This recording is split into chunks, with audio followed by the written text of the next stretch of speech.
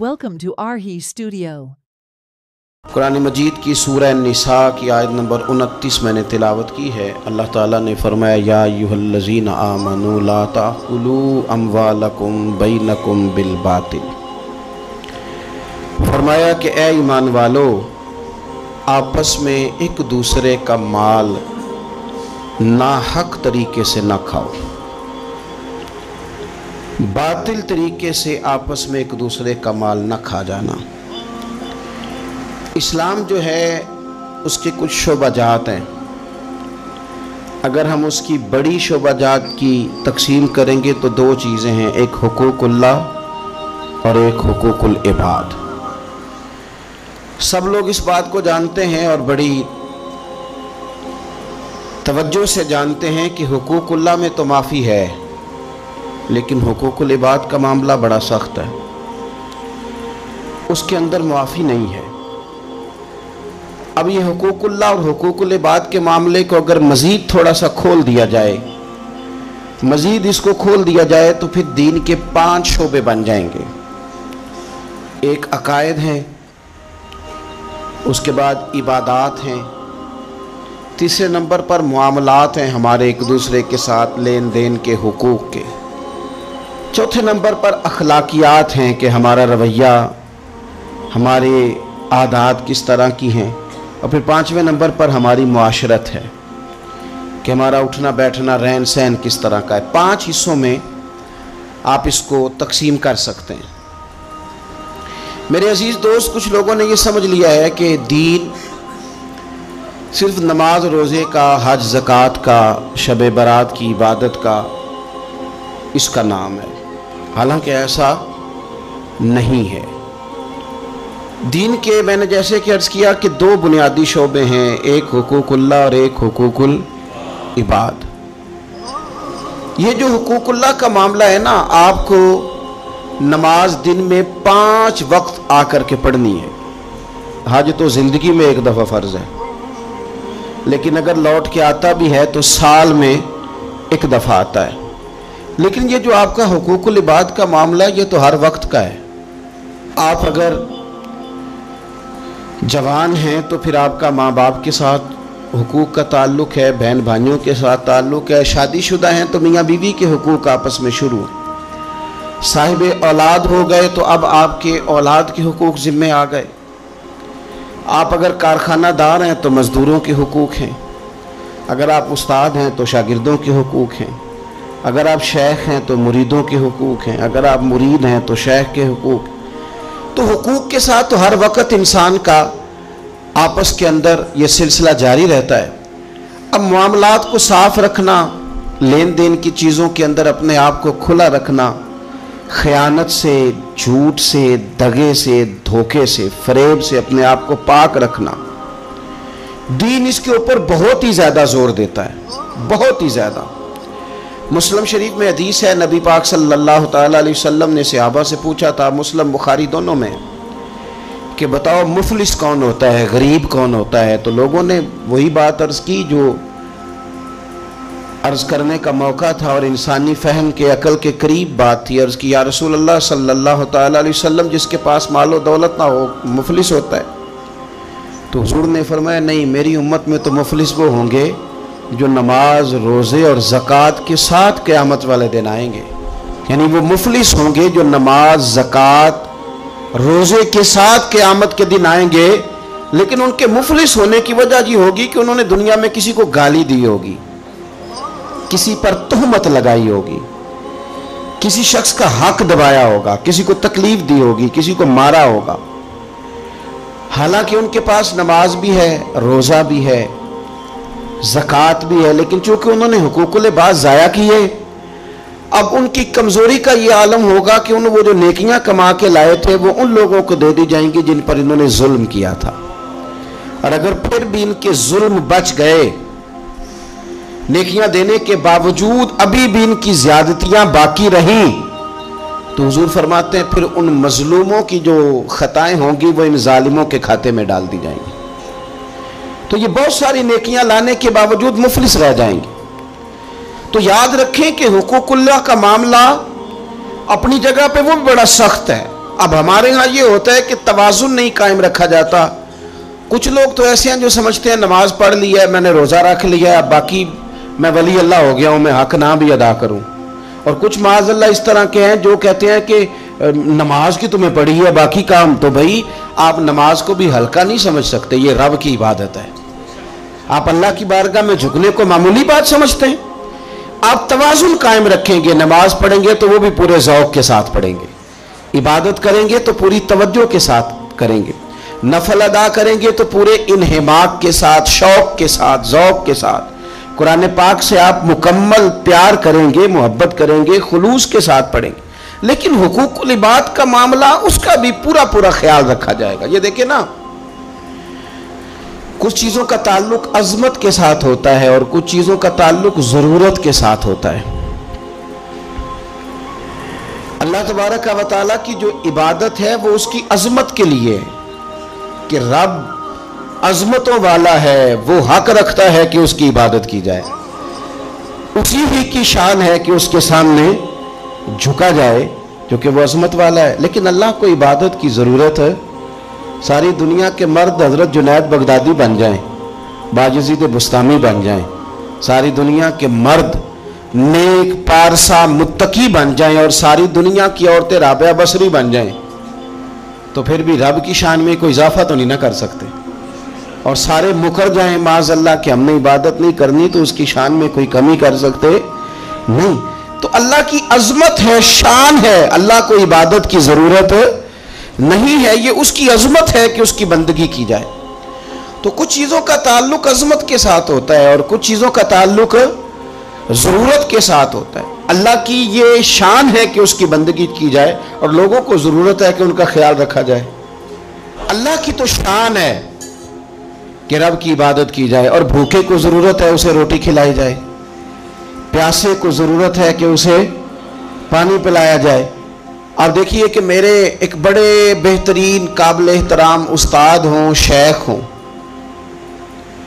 ایک طرف وہ مجھے بلا رہے ہوں کہ آ ذرا میری بات سن، اور ایک طرف ایک آدمی بڑا مریض ہے، بیمار ہے، اسے ضرورت ہے کہ میں اسے ہسپتال چھوڑ کے آؤں.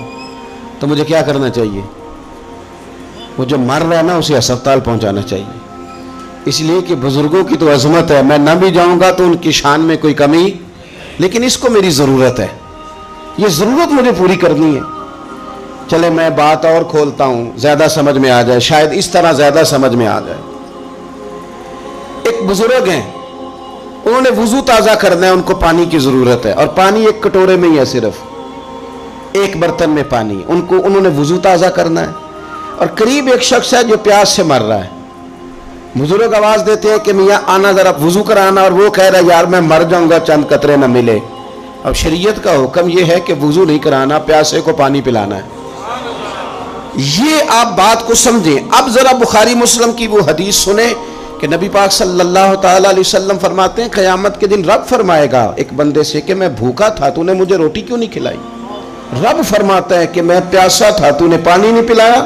کپڑے لے کے تو آیا ہی نہیں، مجھے کپڑے پہنانے چاہیے تھے. تو بندہ عرض کرے گا مالک تو کھانے سے، پینے سے، پہننے سے پاک ہے.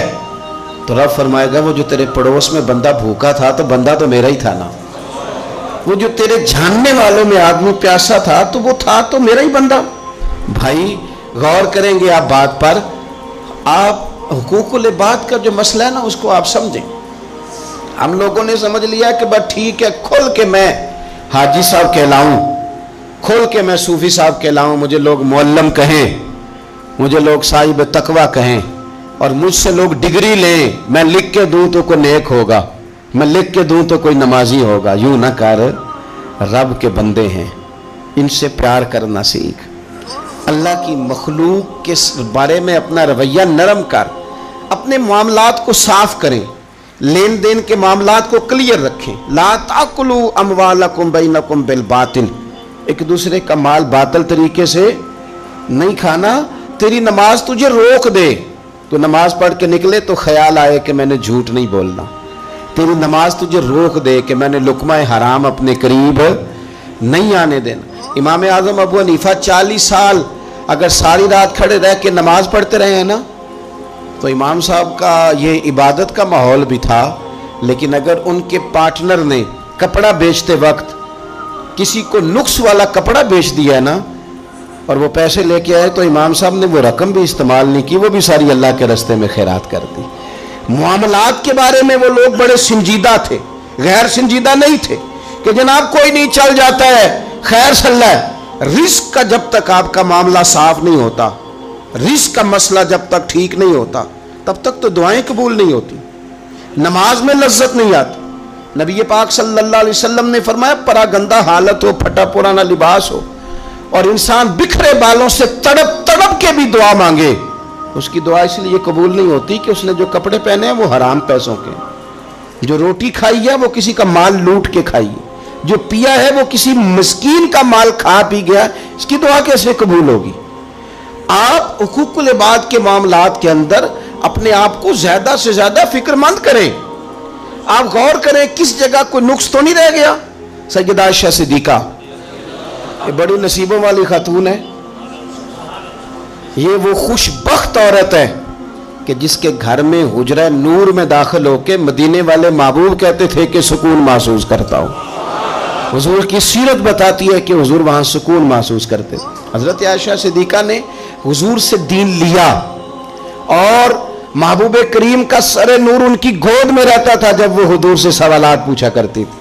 سیدہ عائشہ صدیقہ کی عظمتیں حضرت عائشہ صدیقہ رضی اللہ تعالیٰ عنہ روایت کرتی ہیں, اور یہ حدیث مبارکہ مشکاۃ شریف میں موجود ہے. فرماتی ہیں کہ اعمال نامے 3 قسم کے ہوں گے قیامت کے دن, 3 قسم کے اعمال نامے. مجرم جو ہوں گے جرم کر کے آئیں گے ان کے 3 قسم کے اعمال نامے ہوں گے. فرماتی ہیں میں نے نبی پاک صلی اللہ علیہ وسلم سے سنا کہ 3 قسم کے لوگوں کے اعمال نامے ہوں گے. ایک وہ لوگ ہوں گے, وہ والا معاملہ ہوگا جو رب کا بندوں کا عقیدے کے ساتھ ہے. اگر کوئی بندہ شرک کر کے آیا ہوگا تو اللہ اس شرک کو کبھی معاف نہیں کر. ان اللہ لا یغفر ان یشرک بہ ویغفر ما دون ذلک لمن یشاء.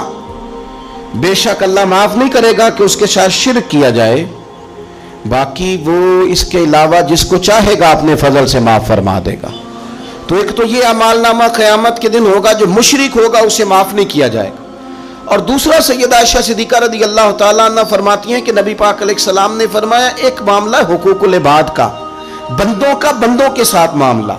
کسی نے کسی کی ذلت کر دی, رسوائی کر دی, مال دبا لیا, تانا دیا, تکلیف دی. فرمایا یہ دوسرا اعمال نامہ ہے, یہ بھی رب اتنی دیر تک معاف نہیں کرے گا جب تک بندہ بندے کو معاف نہیں کرے گا, یہ معاف نہیں کیا جائے گا. اور تیسرا فرمایا معاملہ اللہ اور بندوں کا ہے, عبادت کا معاملہ ہے, نماز کا معاملہ ہے, روزے کا معاملہ ہے. فرمایا اس میں رب بڑا کریم ہے, اپنے فضل سے فیصلہ کرے گا, چاہے تو عذاب دے اور چاہے تو اپنے فضل سے بندوں کو معاف فرما دے, چاہے تو اپنے فضل سے معاف کر دے. 3 قسم کے معاملات قیامت میں ہوں گے. حقوق العباد کے معاملے کو درمیان میں بیان کیا گیا. ہم نہ جذبات کا, احساسات کا خیال رکھنا چھوڑتے جا رہے ہیں. مجھے اپنی روٹی عزیز ہے, میں باہر سے آیا ہوں اور میں نے آ کے گھر کے اندر تلخ باتیں شروع کر دی, سخت جملے کسنا شروع کر دیے کہ میں باہر سے آیا ہوں, میرے لیے کھانا نہیں پکا. میں نے یہ دیکھا ہی نہیں کہ شاید پکانے والا بیمار ہی نہ ہو, کہ میں نے پوچھا ہی نہیں کہ جو گھر کے اندر تھا وہ کسی تکلیف میں نہ ہو. میں نے یہ احساس ہی پیدا نہیں کیا کہ میں نے بڑی سخت باتیں اپنی والدہ سے کر دیں, اپنی اہلیہ سے کر دی, اپنی بہن سے, اپنے والد سے کر دی, لیکن ان کے بارے میں نے یہ تصور ہی نہیں کیا کہ احساسات کس قسم کے ان کے ہوں گے. حقوق العباد کے مسئلے میں نا ہم لاپرواہ ہو گئے, لاپرواہ. حقوق العباد کے معاملے میں اپنے آپ کو سمجھائیں, قائل کریں. نماز ذوق سے پڑھیں, نماز شوق سے پڑھیں, نماز توجہ سے پڑھیں, اسے کبھی ہلکا نہ جانیں. لیکن یاد رکھ لیں نماز میرا اور رب کا معاملہ ہے, رب کا اور میرا معاملہ ہے. ہو سکتا ہے وہ اس معاملے میں معافی دے دے, لیکن جس کو اس نے میری ماں بنایا ہے نا, اس نے کہا ہے میں نے تیری جنت تیرے ماں کے قدموں کے نیچے رکھی ہے. اس کو میرا باپ بنایا ہے, اس کے تعلق سے مجھے حساس ہونا چاہیے, مجھے اپنے دوستوں کے تعلق سے احساس ہونا چاہیے. ہم دائیں بائیں احساس ہیں اور بڑی بڑی لمبی باتیں کرتے ہیں, بڑی بڑی لمبی بڑی بڑی کہانیاں. کچھ لوگ تو ایسے پکے نمازی ہیں کہ وہ کسی اور کو نمازی ماننے کو اختیار ہی نہیں. ایسے پکے حاجی ہیں کہ دنیا میں صرف وہی حاجی ہیں, دوسرا کوئی ہے نہیں.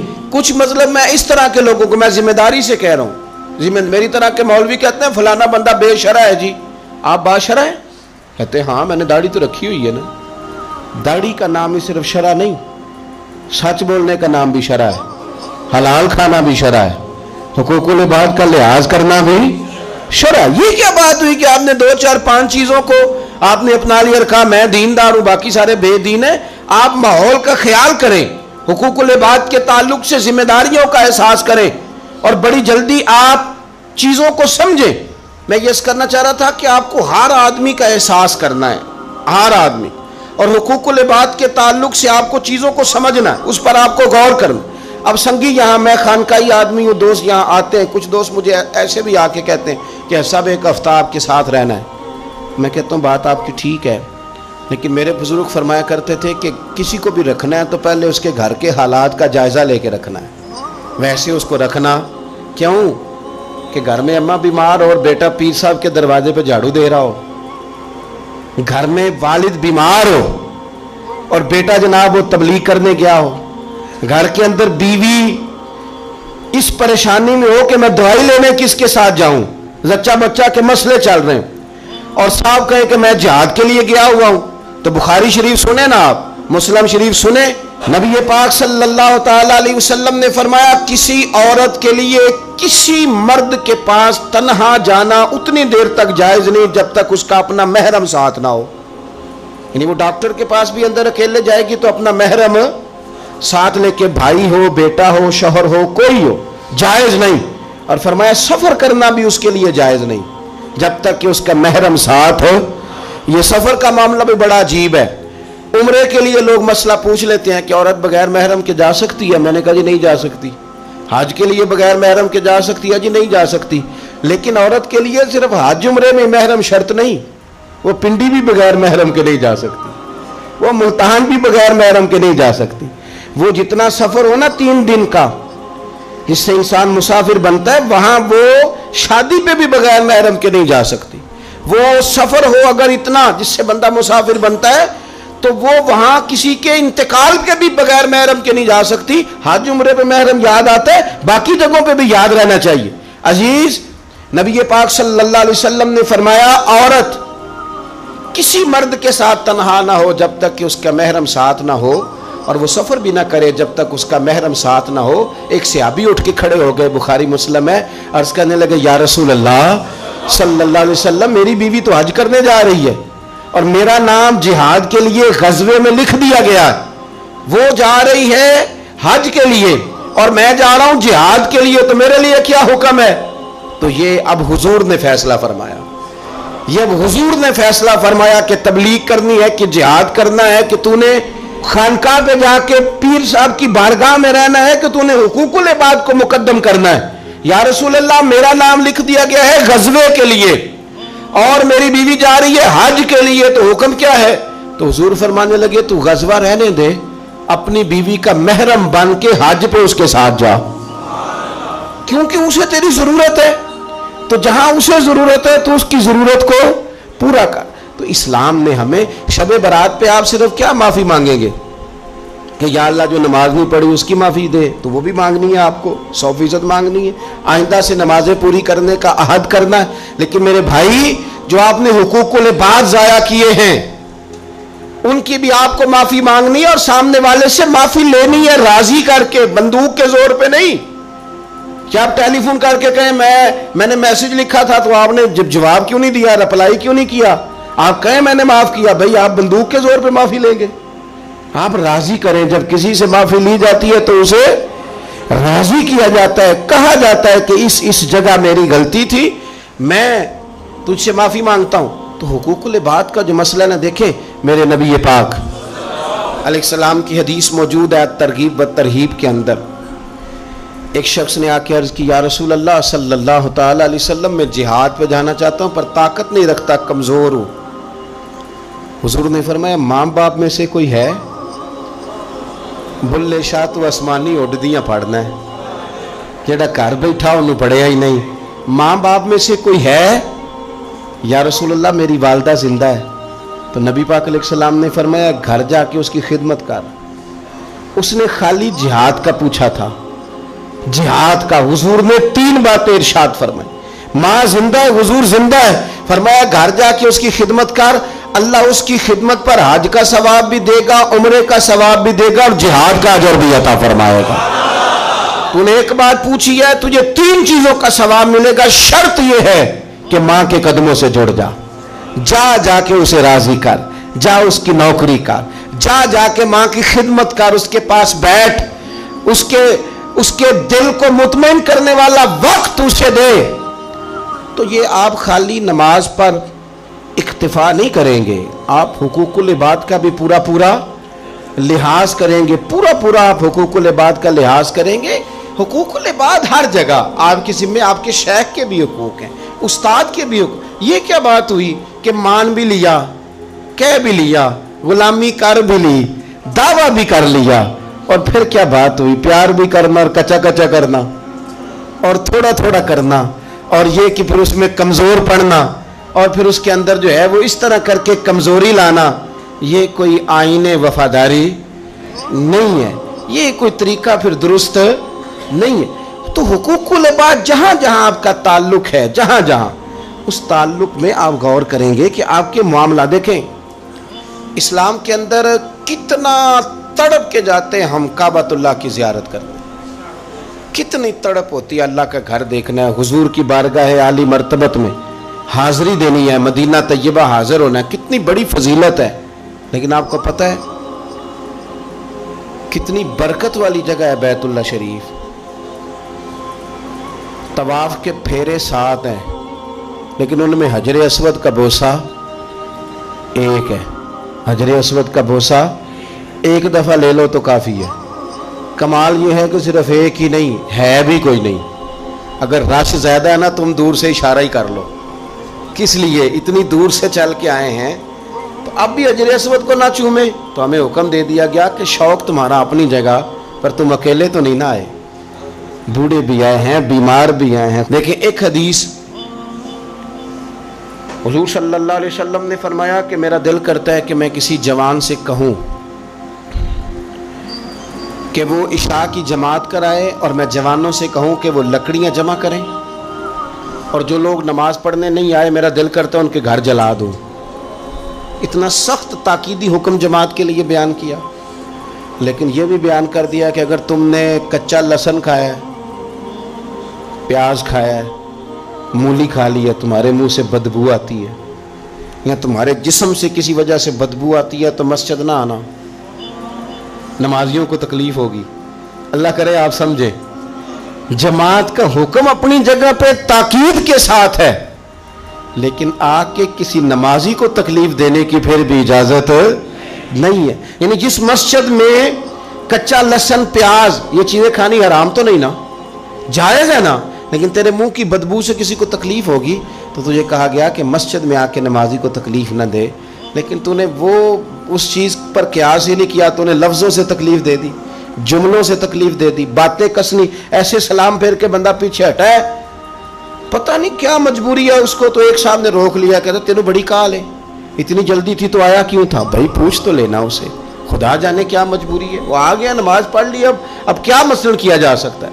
تو اس طرح نہ کریں. وہ کسی نے کہا تھا میرا اس شہر عداوت میں بسیرا ہے جہاں لوگ سجدوں میں بھی لوگوں کا برا سوچتے ہیں, لوگ سجدوں میں بھی لوگوں کا برا سوچتے ہیں.